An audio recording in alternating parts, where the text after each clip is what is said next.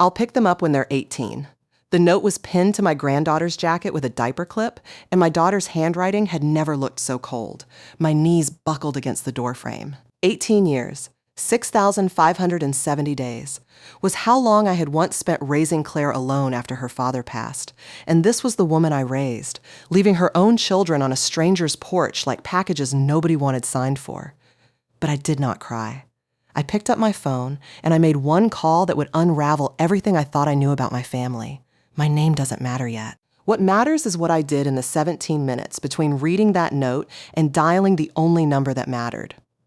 But to understand why my hands were steady instead of shaking, you have to understand who I was before that Tuesday morning and what 34 years of quiet sacrifice had taught me about patience. I spent 34 years as a school librarian in the same brick building 3 streets from the house I still live in.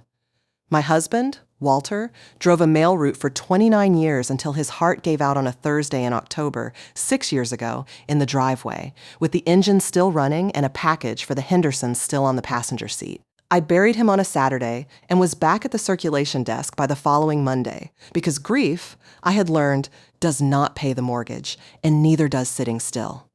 Claire was 32 then. She came to the funeral in a black dress 2 sizes too big, borrowed from a coworker, because she said she didn't own anything appropriate for burying her father. I remember thinking that was strange. I didn't yet know how many other things about her life she had let slip through her fingers.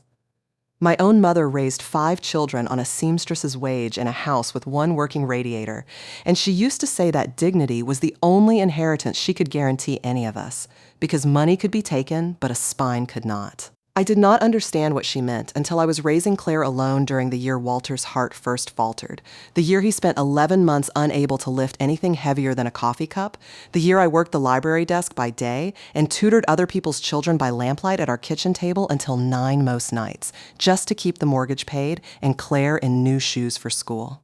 I never told Claire how close we came that year to losing the house. I told her, instead, that her father was resting, and that resting was a kind of bravery, too. Children remember tone more than facts. I wanted her to remember steadiness. I gave Claire everything I could give without giving away my own dignity. When she went to state college, I sold my mother's piano, a 1952 Baldwin upright that had sat in our living room since before Claire was born, for $4,200, and every dollar of it went to her tuition. When she married Derek Sanders 11 years ago, I gave them $15,000 toward the down payment on their house, money Walter and I had saved dollar by dollar from his mail route and my summer tutoring jobs. When Sophie was born, I paid for the crib, the stroller, the car seat, and 6 months of formula because Claire said money was tight. When Ben came along 3 years later, I didn't ask questions. I simply wired $2,000 and told her to call me if she needed more. Over the last 2 years alone, by my own careful accounting, because I have always kept a ledger, a habit Walter used to tease me about, I sent Claire and Derek $22,400, a car repair, a furnace repair, a medical bill that Claire never named a doctor for, rent, twice, when Derek was between contracts. I never once asked what contracts he was between. I told myself that was respect. Now I know it was fear of an answer I wasn't ready to hear. The morning Walter died, I found him in the driveway at 6:40, still buckled into his mail truck, a package for the Hendersons sitting patiently on the passenger seat as if it, too, were waiting for him to finish resting before continuing his route. I did not scream that morning either. I called the ambulance, and then I called the post office to tell them Walter would not be finishing his route that day, or any day after, because some part of me, even in shock, understood that other people were depending on schedules I now had to unmake gently. Claire flew in from 3 states away and cried in my arms at the airport gate for 20 minutes before she said a single word. I remember thinking, even then, through my own grief, that I had never once in my life allowed myself 20 full minutes of only crying, with nothing underneath it but the crying itself. I wondered, briefly, if that was something I should have taught her differently. I know now it was not the crying that worried me. It was what came after it, in the years that followed, when Claire seemed to disappear a little more each year into a marriage she rarely described in any detail at all.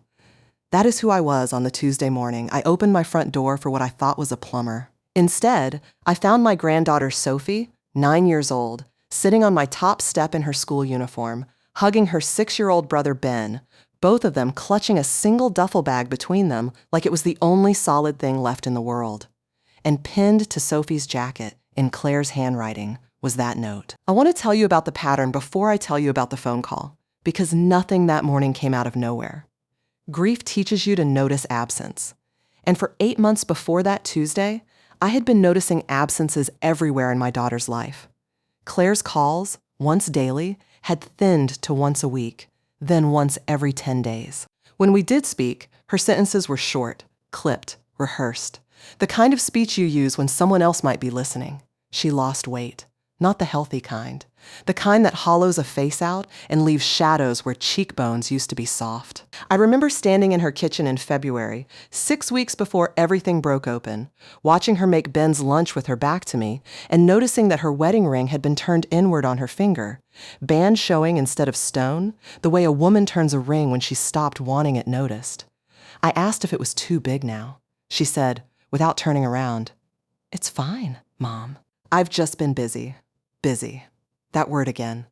The word that had become, over 8 months, a door Claire kept closing gently in my face, over and over, never with anger, always with just enough softness that I told myself it wasn't a door at all. At Ben's birthday party in March, I watched her flinch when Derek's phone buzzed on the counter, watched her physically angle her body between the phone and the room, as if she could shield the rest of us from whatever was on the screen. Sophie, usually a chatterbox who could talk for 20 minutes about a class hamster, had gone quiet. She started biting her nails down to the skin. When I asked her, gently, if everything was all right at home, she looked at the floor and said, "Mommy says we're not supposed to talk about Daddy's job, Derek's job." That was the other thread I kept pulling and never quite unraveling.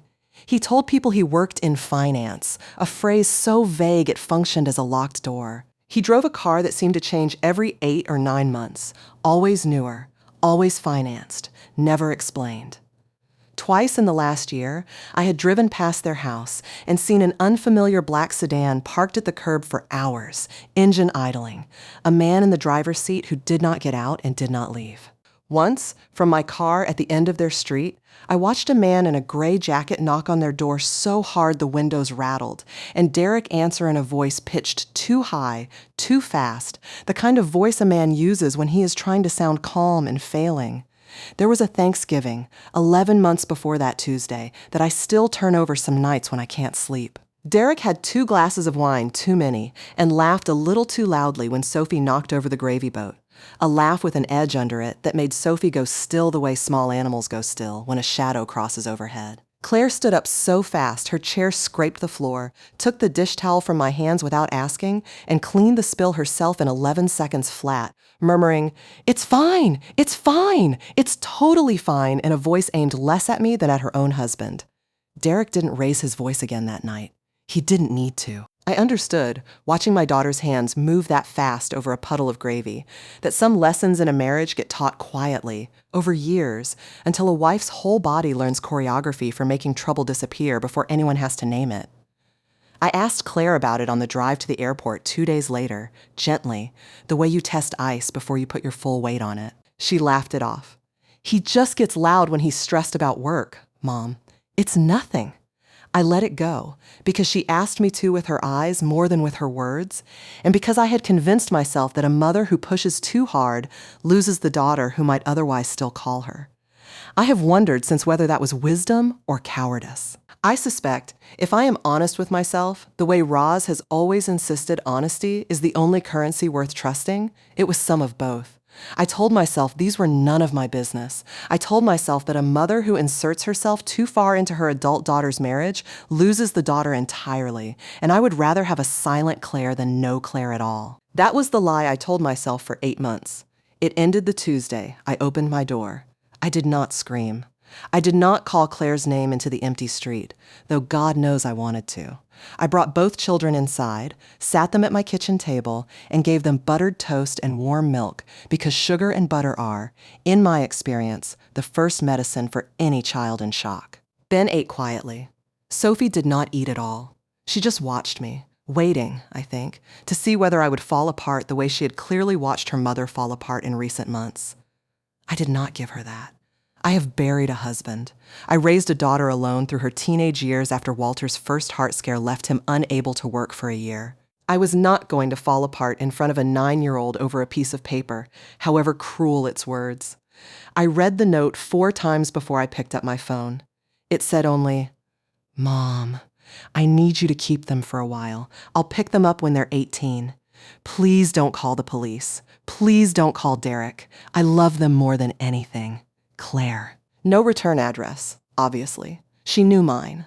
No explanation. No number where I could reach her. It was typed, not handwritten, which struck me immediately as wrong, because Claire had always, since childhood, hated typing anything personal. She said typed words felt like lies wearing a costume. Everything else on the porch had her fingerprints, quite literally her handwriting on Sophie's emergency contact card in the duffel bag.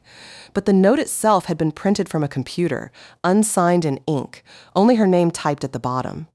That detail is what stopped me from believing my daughter had simply abandoned her children out of exhaustion or selfishness. Something about the coldness of that typed page did not match the mother I had watched cry for 6 hours the night Sophie was born. Claire did not write like that. Someone had written like that and put her name on it.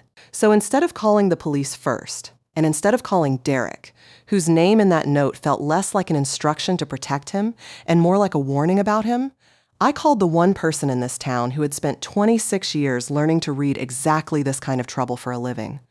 Rosalind Chen has lived next door to me for 19 years. Roz retired 4 years ago as a detective sergeant after a career that included, by her own modest account, more domestic calls than I can count and about 6 that I'll never forget.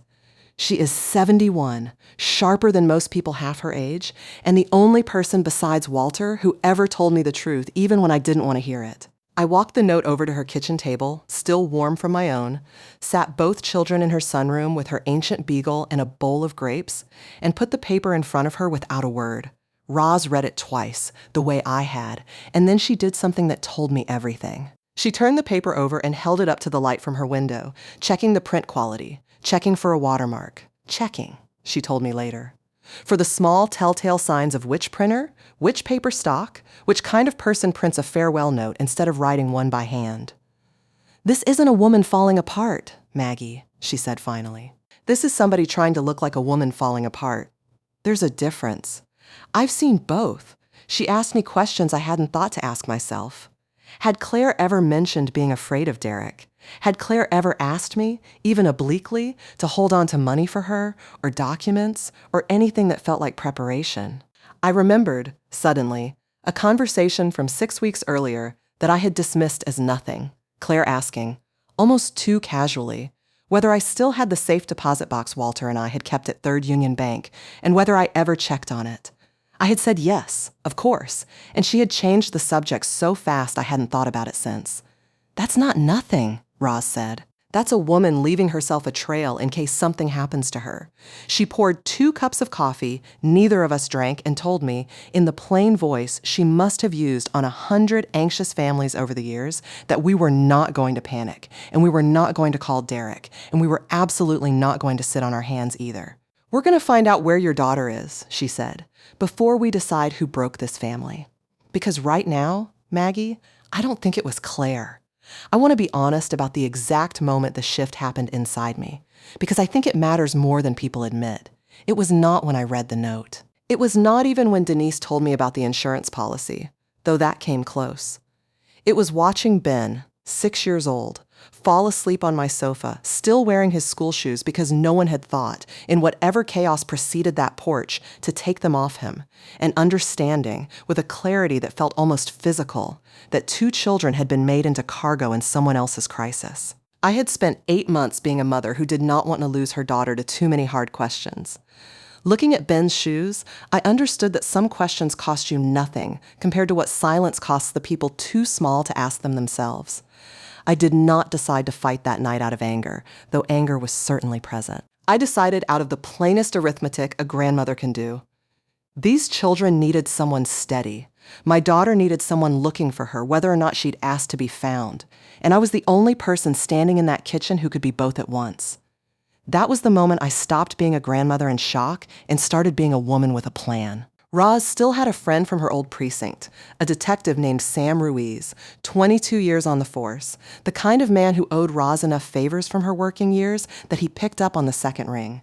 But before either of us called him, Roz told me something I needed to hear. A welfare check without more information gets you a patrol car knocking on an empty house and nothing else, Maggie. If something's actually wrong, we need to know more before we send anyone in. Do you have access to anything of Claire's? Accounts? Anything? Where you're still listed? I did. 4 years ago, after Walter died, Claire had added me as a secondary contact on one shared account, just in case, she'd said, half joking, half not, the way people do when they're thinking about mortality without wanting to say the word. I hadn't touched it since. I called Third Union's branch manager, a woman named Denise Okafor, who had handled my accounts for 11 years and knew me well enough to bend a rule when a grandmother's voice was shaking on the other end of the phone, even a grandmother trying very hard not to let it shake. She asked me to come in rather than talk further on the phone, which told me, before I'd even sat down across from her desk, that whatever she'd found in those 5 minutes of looking was not going to be small. Denise printed the statements herself rather than emailing them, sliding the pages across her desk face down at first, the way you might hand someone news about a diagnosis rather than an account balance. I want you to understand I'm doing this because Walter and I served on the library fundraising committee together for 6 years, and because I think something is genuinely wrong here, not because it's standard procedure, she told me, and I understood in that moment that the whole quiet architecture of a small town, neighbors who become detectives, bank managers who remember your late husbands, committee work, lawyers who answer their phones at 9 at night without complaint, was the only reason I was going to be able to move as fast as I needed to move. What Denise told me made my stomach drop in a way the note had not. The joint checking account Claire shared with Derek had been drained from $9,600 to $312 over the past 5 weeks, in withdrawals of exactly $500 and $700 at a time.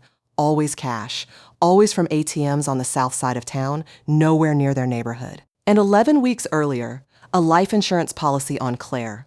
A policy Denise could see only because it auto-drafted from that same joint account, had been increased from $150,000 to $500,000, with the beneficiary changed from Claire Sanders, spouse and children equally, to Derek Sanders, sole beneficiary. I sat very still in Roz's kitchen for a long moment. $500,000. Sole beneficiary. A drained account. A typed note asking me not to call the police, not to call Derek, signed by a woman who never typed anything that mattered to her in her whole life. Maggie, Roz said quietly, I need you to hear me. This isn't a man who left his kids with grandma because he couldn't cope. This might be a man clearing his house before something happens to your daughter. I did not scream then either. I have found, at 69, that the moments that should make you scream the loudest are often the moments your body goes coldest and steadiest instead, as if some old animal part of you understands that screaming is a luxury for later. I asked Roz one question. Can Sam find her without going through Derek first? That was the call. Not a call to the police emergency line, which would have sent a squad car to Claire's front door and alerted Derek within the hour that his story was already unraveling. The one call that mattered was to Sam Ruiz's cell phone, made from Roz's kitchen with both my grandchildren 20 feet away eating grapes and watching a beagle sleep, asking a detective I had never met to quietly, carefully, ping the last known location of my daughter's phone before her husband knew anyone was looking. Sam called back 40 minutes later. Claire's phone had last pinged 8 days earlier at a cell tower off Route 9 near the Lodgepole Motel, a low, tired strip of rooms 22 miles from her house, and had gone dark after that, either turned off or dead or destroyed. 8 days. Not 8 hours since the note appeared on my porch. 8 days since anyone's phone had known where my daughter was standing. I want you to sit with that the way I had to sit with it. My daughter had been unreachable for over a week. The note appeared on my porch that morning, typed, cold, unsigned in her own hand. And somewhere in that gap between Claire going dark and that note appearing, someone had made a decision about what story the world was going to be told. Sam agreed to drive out to the lodgepole himself, off the books, before looping in official channels, because Roz vouched for both of us, and because 22 years on the job had taught him, he said, that sometimes the fastest way to help somebody is the quiet way, not the loud way. Before any of that, though, There were 2 children still awake at my kitchen table who needed something from me that had nothing to do with lawyers or detectives. Ben, 6 years old, asked me 3 times that first evening whether his mother was in trouble with the police, a phrase I suspect he'd absorbed from some fragment of adult conversation he wasn't supposed to hear. I told him, as plainly as I could manage, that his mother had needed to go somewhere quiet to think, that grown-ups sometimes get so scared they forget to explain themselves clearly, and that I was going to find her and bring her home. Sophie, older and sharper, did not ask questions that night at all. She simply helped me make Ben's bed in the guest room, tucking the corners the exact way I had taught her the summer before, and said, before she turned off the lamp, "I knew you'd know what to do, Grandma. You always know what to do." I did not tell her that I had spent the better part of that day terrified. I would not. Children need certainty more than they need honesty about how hard certainty is to hold on to. I have always believed you can give them both, just not always in the same breath. I did not sleep that night. I sat in my own kitchen with Sophie and Ben asleep in my guest room, the same room where Claire had slept every summer of her childhood. And I made a second call, this one to my lawyer. Arthur Penna had handled Walter's estate 6 years earlier and had told me, at the time, only half joking, that he hoped he'd never hear from me again under circumstances that bad. I called him at 9 at night and he picked up without complaint. I told him everything: the note, the account, the insurance policy, the motel, and asked him one question. If something has happened to my daughter and her husband tries to come here and take these children back tomorrow morning, what do I do? Arthur's answer became the second stage of my plan. Emergency temporary guardianship filed the moment the courthouse opened on the grounds of documented abandonment. A typed note is documented abandonment, whatever its true author, combined with a sworn statement from me about the pattern I had watched for 8 months. It would not be permanent. It would not need to be. It would simply mean that if Derek showed up at my door before the truth was known, he would be showing up against a legal order, not against a grieving old woman he could talk his way past. I want to tell you something about fear, because people who have never lived a long life sometimes think fear and courage cancel each other out. They don't. I was afraid that whole night, afraid in a way I had not been since the hospital hallway the night Walter's heart first faltered. But I filed those papers with Arthur at 8:15 the next morning with a hand that did not shake, because somewhere underneath the fear was a colder, older certainty. Whatever had happened to my daughter, whatever Derek Sanders had done or was still doing, he was not going to walk into my house and take Sophie and Ben out of it while my daughter's phone sat dark on a nightstand 22 miles away. Sam called at 11 that morning. He had gone to the Lodgepole Motel alone, in his own car, and asked the manager. A tired, wary man named Frank Delgado, who had clearly seen every kind of trouble a motel like that attracts. Whether he recognized the woman in a photo Claire had posted to social media 8 months earlier, before her posts had thinned out the same way her phone calls had, Frank recognized her instantly. She had checked in 9 days ago, alone, paid cash, and had not left the room except once, briefly, to buy a phone charger from the gas station across the street, using a 20 she counted out like it was the last money she had in the world. She was there, alive. Frightened enough to hide in a $22 a night motel room rather than come home, but alive. And that single fact loosened something in my chest that had been clenched since the moment I read that note. I asked Sam if I could go to her myself, the next morning, before anyone in an official capacity did anything that might frighten her further. And Roz came with me because she said a retired detective's presence tends to calm people faster than a grandmother's alone, and because, in her words, you shouldn't have to do this one solo, Maggie. Claire opened the door on the second knock, chain still latched, and when she saw my face through the gap, she made a sound I had not heard from her since she was 7 years old and fell off her bicycle in front of the whole street. I have never in my life gotten a chain off a motel door faster than I did that morning. She was thinner than the photograph Sam had shown Frank Delgado, thinner than I had let myself imagine, and the first thing she said, before hello, before anything, was, "Did he hurt them? Are they okay? Mom, are they okay?" I told her the children were safe, were fed, were sleeping in my guest room every night with a nightlight Sophie insisted on, and my daughter, 38 years old, sat down on the edge of that motel bed and cried the way she had cried at Walter's funeral, except this time I did not let her have 20 minutes of only crying. I sat beside her, held her the way I used to when she was small enough to fit against my whole side, and let her cry for exactly as long as she needed. But I did not let her think, even once, that I had come there to judge the choice she'd made in the middle of that terrifying night. There is a difference between judgment and understanding, and I had spent 8 months failing to offer her either. I was not going to fail a third time. What Sam learned when Claire finally opened that motel door for him, carefully, chain still on, until he showed his badge and said Roz Chen's name through the gap, was worse than abandonment and, in its own way, more forgivable than I had feared.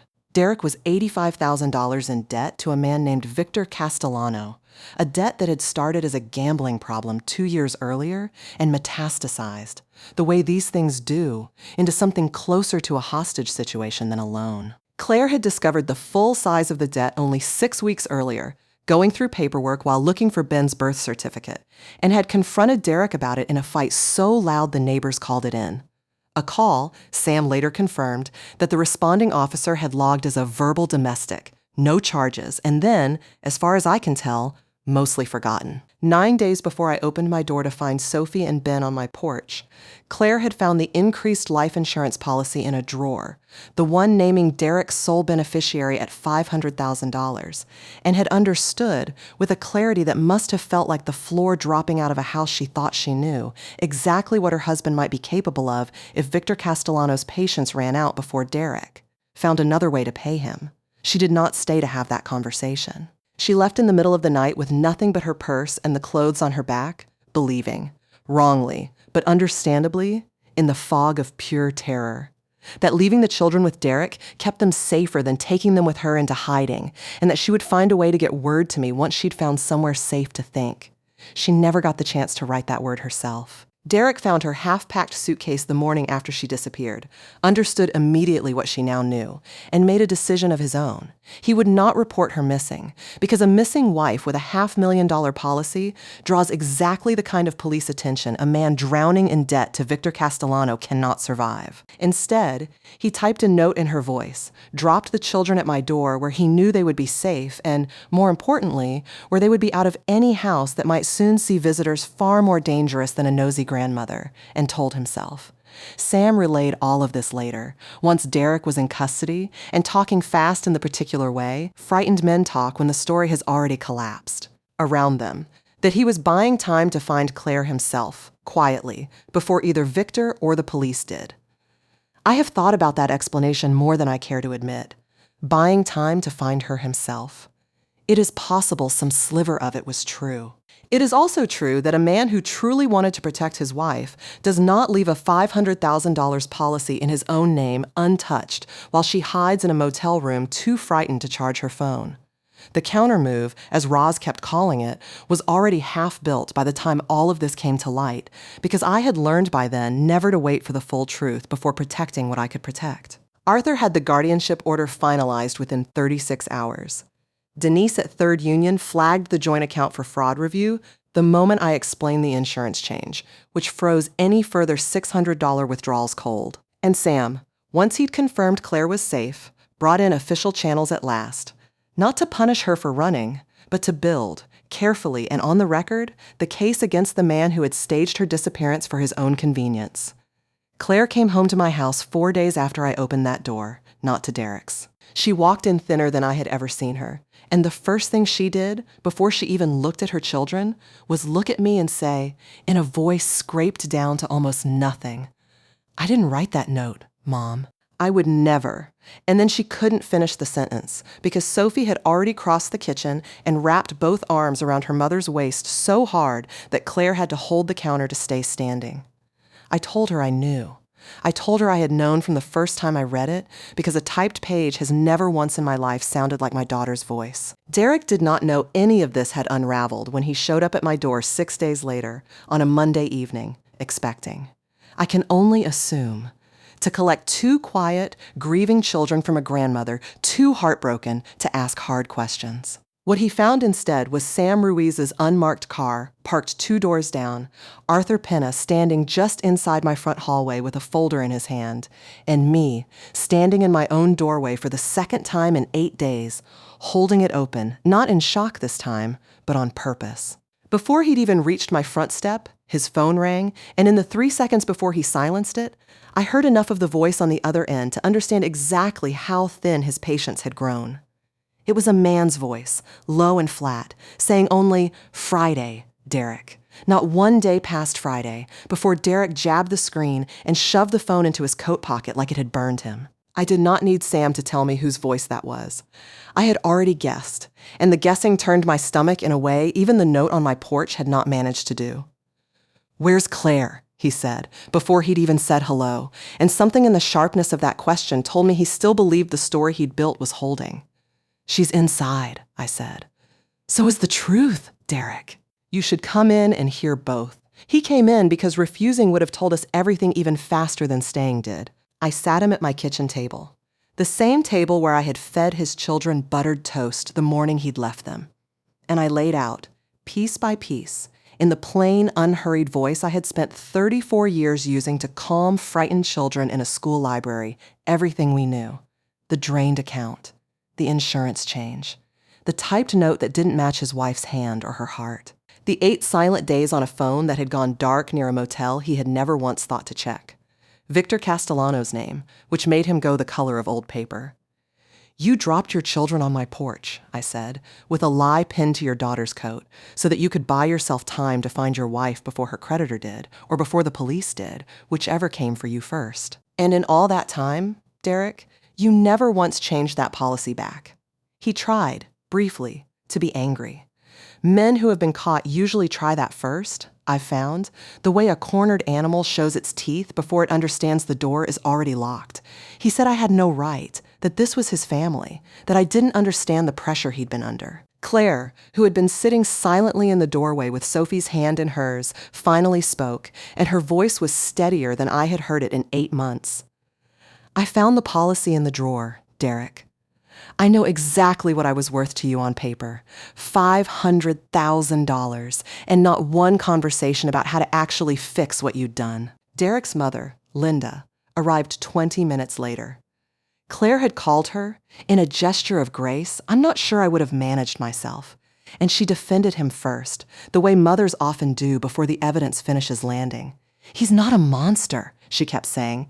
"He made mistakes, but he wouldn't hurt her. He loves her." She said it the way people say prayers. They no longer fully believe, more out of habit than conviction, her eyes moving between her son's bowed head and the folder of documents on my table, as if some part of her was already doing the arithmetic she didn't want to finish. She kept saying it even as Sam quietly explained the fraud review, even as Arthur laid the timeline out date by date, even as Derek himself, cornered at last, put his head down on my kitchen table and said, in a whisper none of us were meant to hear clearly, I didn't know what else to do. It was only when Sam mentioned Victor Castellano's name a second time, and Derek's shoulders folded inward like a man remembering exactly how frightened he'd been of someone else's debt collector, that Linda finally went quiet, put a hand over her mouth, and did not defend him again. Derek's older brother, Paul, arrived not long after Linda, called by her in a panic, and Paul's reaction was the one that surprised me most. He did not defend Derek at all.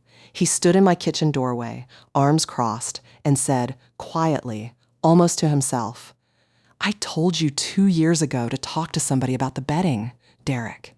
I told you." It came out less like an accusation and more like a grief of his own, the grief of a brother who had watched trouble building for a long time and had run out of ways to say so that anyone would hear. Paul was the one who, 3 days later, drove Derek's mother home and sat with her while she absorbed, in stages, that her son had let 2 children believe their mother had discarded them rather than admit, even to himself, how far he had let his fear take him. I did not enjoy watching that family come apart at my kitchen table. Justice, I have found in my 70 years, rarely feels like triumph up close. It mostly just feels heavy and true and necessary all at the same time. He was arrested that night, not for the debt itself, which was his own to answer for elsewhere, but for insurance fraud in progress and for the fabricated note used to abandon 2 minors. Charges Arthur assured me would carry real weight once the full financial trail was documented. Victor Castellano, it turned out later, had his own long relationship with the police that had nothing to do with my family and everything to do with a pattern Sam's department had been building a case against for over a year.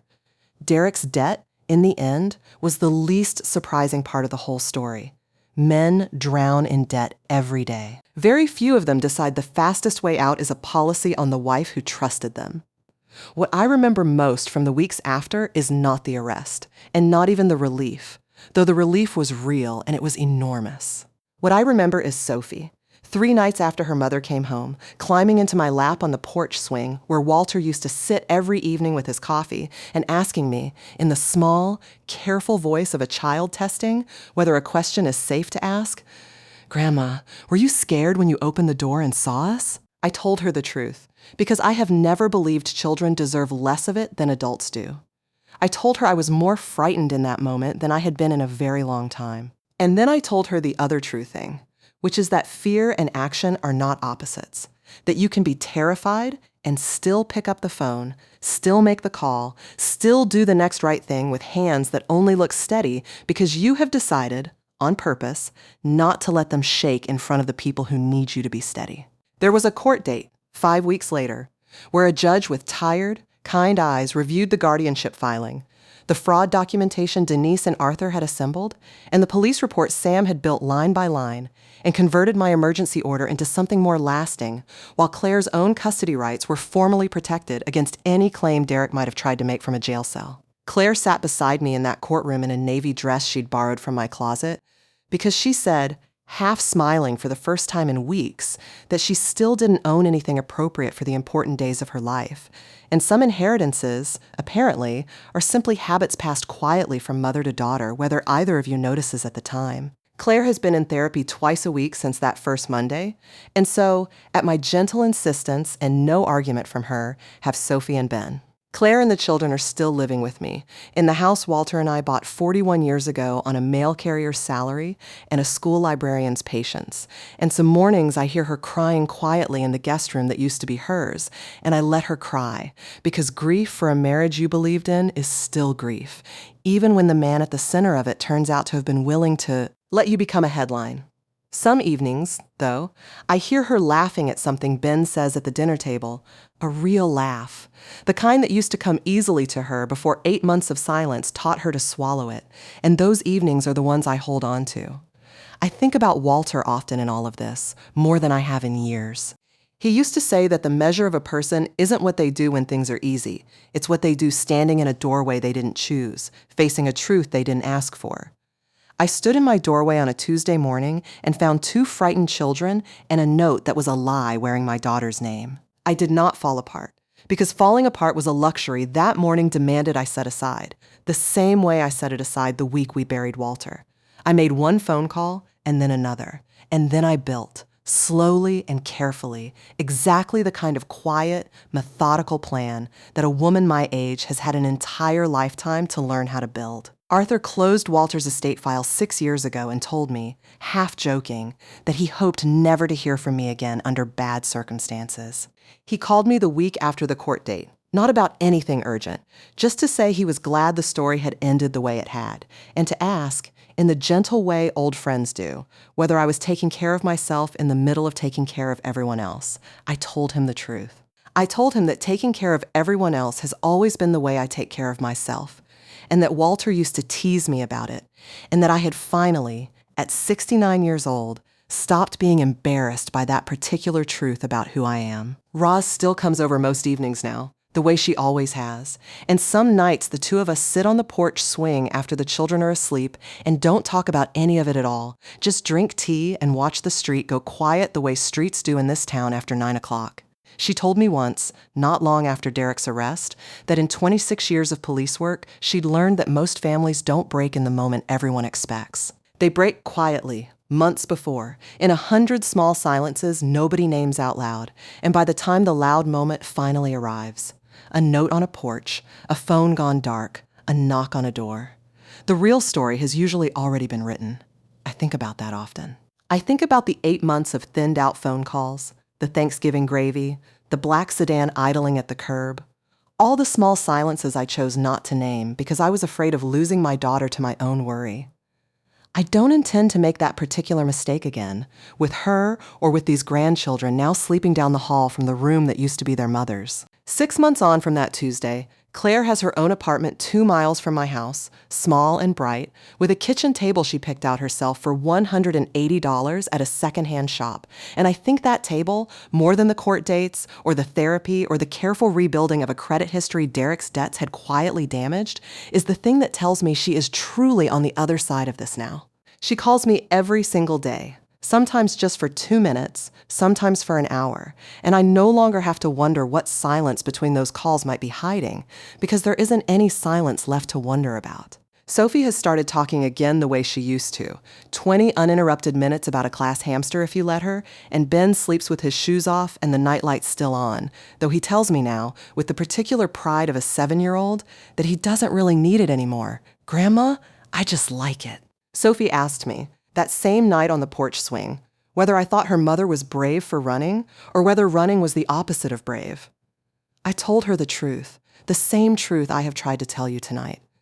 Sometimes the bravest thing a frightened person can do is survive long enough to be found by someone who refuses to stop looking. Her mother ran to survive. I stayed to find her. Both of those, I told my granddaughter, are forms of the exact same courage, and she is allowed to be proud of her mother for both. I was not a special person that morning, standing frozen in my doorway, but I was about to remind everyone in that family exactly who I had always been. If this story stayed with you, I would love to hear from you in the comments. Tell me, what would you have done in my place? And from where in the world are you listening? Don't forget to like and subscribe, please. There is so much more waiting for you. With love and respect. Until next time.